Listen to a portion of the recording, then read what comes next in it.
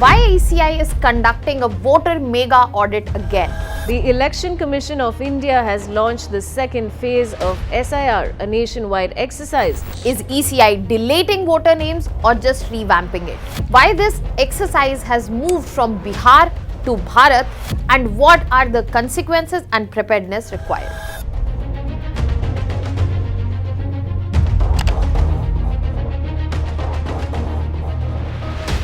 After 68 lakh voter deletions in Bihar, Election Commission of India has launched a nationwide cleanup.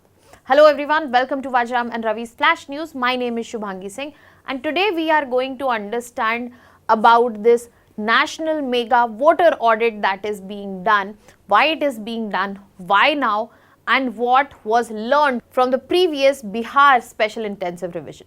So let us start with understanding that what exactly is being done. So Election Commission of India has announced that from November 4, there will be special intensive revision that will be carried out across 12 states and UTs, and there will be coverage of nearly 51 crore voters. So why this special intensive revision is being done?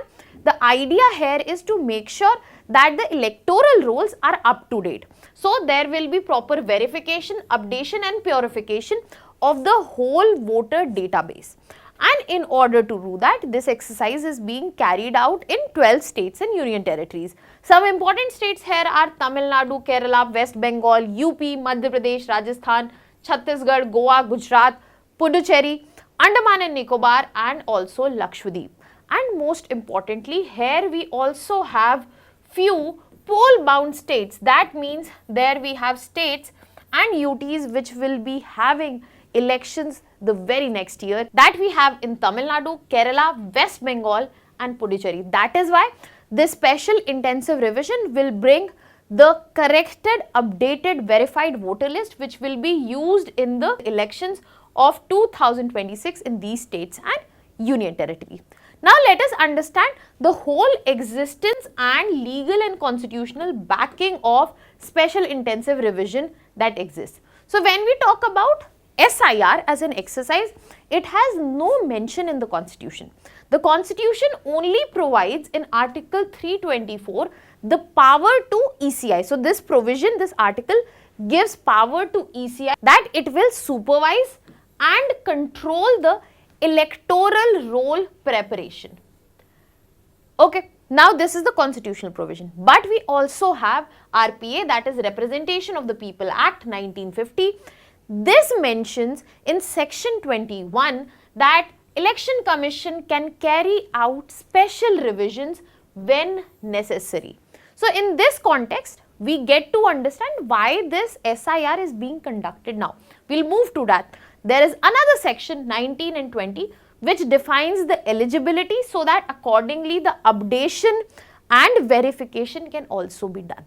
So that is why we get to see the special intensive revision in these states, because most of these states had this exercise almost 2 decades back. Between 2002 to 2004, we saw the updation of this electoral rolls in these lists, and since then we have not only seen population growth, we have seen migration, and we have seen multiple data changes, and because of that there are a lot of inaccuracies that exist. Apart from that, fake, duplicate, missing entries, they are the reasons where we have concerns of electoral fraud as well. So because of these given reasons, we have come to a special intensive revision 2.0 in the very year of 2025, where special intensive revision for Bihar in this very year has already been done. So the whole idea here is to make sure there is proper updation, there is a clean, inclusive and transparent voter database before major elections take place. And that is why this idea is present there, to strengthen the free and fair electoral process, which is the bedrock of democracy. So in this context, now let us talk about that what happened in the SIR of Bihar. Let us briefly understand that. So earlier this year, Special intensive revision was conducted in Bihar, which was a flashpoint for multiple reasons as well. So it did bring in learnings for ECI and also more awareness amongst the public. So let us understand that. So this SIR, which was conducted initially this year, in this very SIR, we got to see that there are 68 lakh names which were deleted from the voter rolls. This is a not small number which will not affect the state elections. So that makes it important to understand if these names were present and they were not right, then it is electoral fraud. But if these names were correct and they have been deleted, that also means we are directly hurting the bedrock of democracy. So that is why this number is too huge. And this is when we got to see in the Bihar SIR itself, this is when we got to see multiple implementation flaws during this exercise. There was excessive document demand from the voters. There was lack of awareness about form submission. Voters did not know where to go, how to do this. And the marginalized voters were also seen at the risk of voter deletion. And that is why there was a lot of hoo-ha about mass disenfranchisement. And this is what we understood from this particular SIR, that SIR legally, constitutionally is the correct idea, but how it should be done needs to be taken with utmost care, otherwise we are compromising the fundamentals of democracy. And that is why with certain new changes, this SIR is being rolled out for 12 states. Some major changes, let us understand that. First, there are no documents which will be collected in the first phase, that is enumeration phase. The verification will be simply done through prior records and in-person verification. For example, your name is present in the list, your house will be visited by the BLO and you will be checked if you are present there in person. So you are not the one who has the onus of submitting the documents. Second, pre-mapping with old voter rolls. Whichever voter rolls are present from 2002 to 2024, they will help to identify the genuine electors and make sure there is no duplication at all. And third, there have been certain new forms which make it voter friendly. For example, if you are not present, relative's signature is also allowed. BLO must countersign for validation that he has done the examination and this is valid. Furthermore, the BLOs will have Form 6. Form 6 is used for new enrollments. So simultaneous registrations, people who are new voters, they will be enrolled and the verification will go on. And the Bihar SIR did not look anything like this. If you want to understand in detail about the Bihar SIR and the controversy, I have already covered that in detail in a video. Now, these major changes have been introduced. At the same time, if we remember during the Bihar SIR, Supreme Court went ahead and prompted some actions. So it becomes important for us to understand these legal as well as Supreme Court dimensions which are here.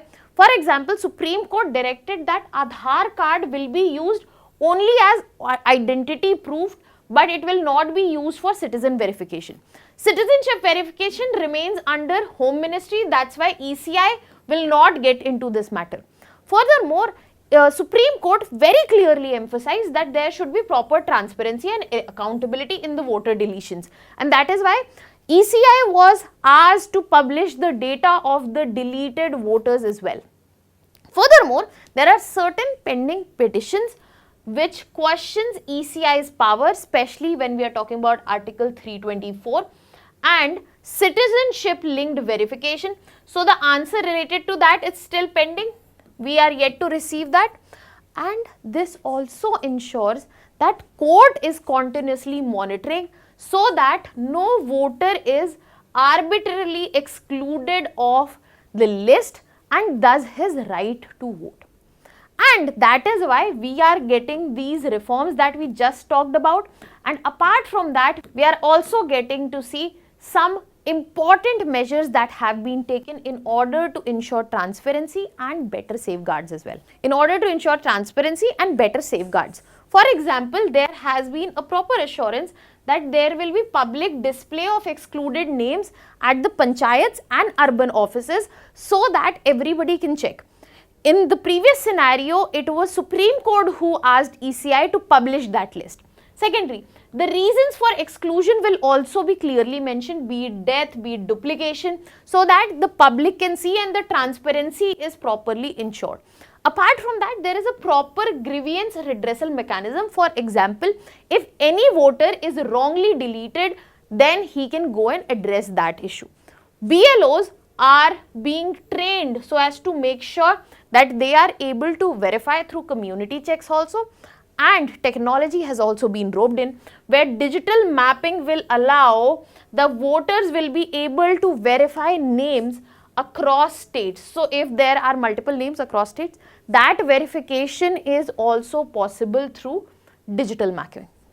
But at the same time, certain risks and challenges still exist, such as the risk of wrongful deletions, for example, for poor, marginalized and migrants and elderly.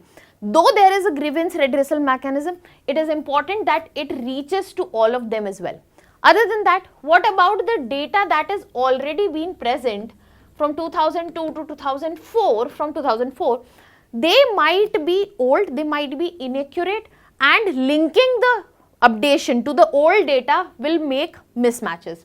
Other than that, there is certain awareness gap. Many voters are still unaware of any claims, objection window, if there is any grievance redressal mechanism or not.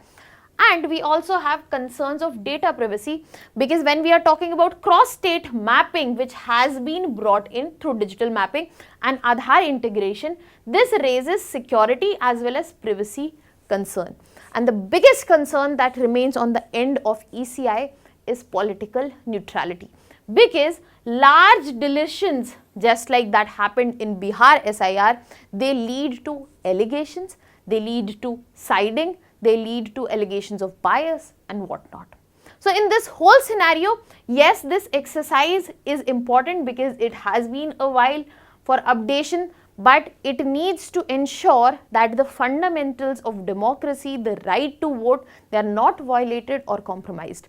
And they can be only brought in if we ensure that if the BLOs are properly trained, there are awareness drives, there is a proper grievance system, there is continuous voter list updating instead of doing it after 2 decades, and there is proper data protection as well as privacy frameworks. And this all happens with transparency and public oversight, because the success of this particular SIR will directly be linked to the credibility of the upcoming elections that we are going to see. And I am going to conclude with a simple quote here. When we talk about democracy, it is not just about casting a simple vote. It is about ensuring that every eligible citizen that has the right to vote and gets the proper opportunity to do so. What are your thoughts about it? Let me know in the comment section. That was all from my side. Thank you so much.